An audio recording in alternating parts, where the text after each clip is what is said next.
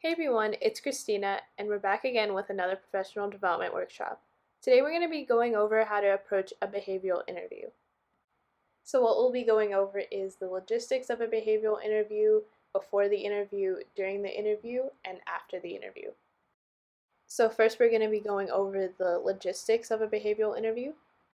So, virtual behavioral interviews are usually done over the phone or on a video chatting platform such as Zoom.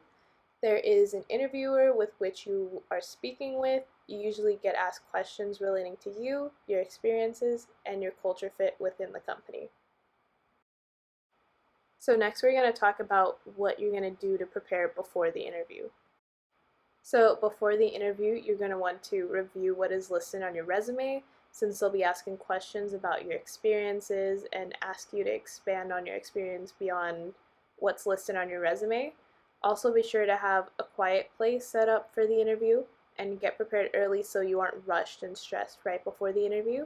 Also, be sure to research the company that you're interviewing with so you can ask relevant questions relating to the company and so that they know that you're genuinely interested in joining the company and learning more about it. Some common behavioral interview questions that you could be asked during a behavioral interview are things like, tell me about yourself, why do you want to work at this company, tell me about a time you worked on a challenging team project, tell me about a time you took a leadership role, what was the role and what was the outcome, what's the most difficult problem you had to solve, how did you navigate it, what is your greatest professional achievement, why should we hire you, tell me about a time you failed, as well as many other questions that are most likely pretty similar to these other behavioral interview questions, but phrased in a different manner. So, when the interviewer asks you to tell them about yourself, you could talk about where you go to college, what you're majoring in, any hobbies that you have outside of school, as well as any skills that you think that would benefit the company. As for the other questions, it should be pretty self explanatory with how you would go about those. You would pretty much just you would tell them about the situations that would answer those questions, and then you would expand further into how you solve those situations and how you went about them. Next, I'm going to be going over some tips for during the interview. So, during the interview, you're going to want to be thorough when answering questions so that you're sure to cover all bases of the question that's being asked.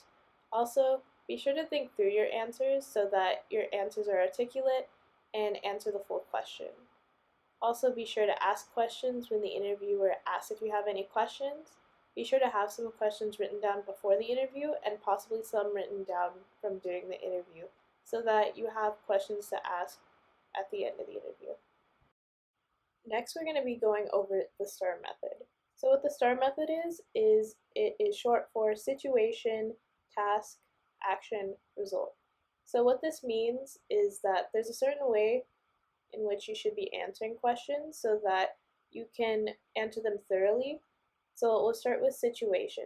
So when answering a question, you want to start with the situation that it's taking place in.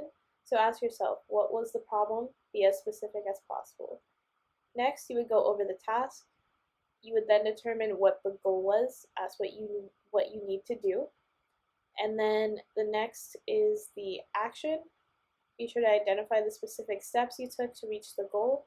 And then last is result. Report the final outcome. This is the time to talk yourself up. So when you're answering questions during an interview, be sure to follow this method so that you can be sure to highlight each aspect of the problem that you solved in any situation that you were in that the interviewer may be asking about. An example of the STAR method pertaining to a question such as, tell me about a time when you had trouble working with another coworker, manager, or group member would be first situation. So let's say in my blank class, I was assigned a 3 week long project to make some sort of computer related software project. The task would be that one student was extremely reluctant to contribute to the project because they weren't confident enough in their coding skills.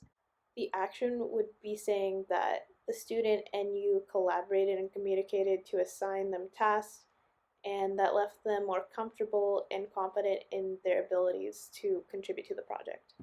The results would be that after this, the group worked together efficiently and every part of the project was successfully completed with the team effort. Next, we're going to be talking about what you're going to do after the interview. So after the interview, you have to realize that every interview is a learning experience, so be sure to reflect on what went well and what didn't go well. Also, be sure to contact your recruiter if there were any problems with the interview so that they can possibly get you another interview or take the fact that something went wrong into consideration. So this shows how it started, which is with preparing, and then how it ended, which is with a job offer. And this is from Christina, your favorite professional development chair. Thank you so much for watching. If you have any questions, be sure to ask them in the comments.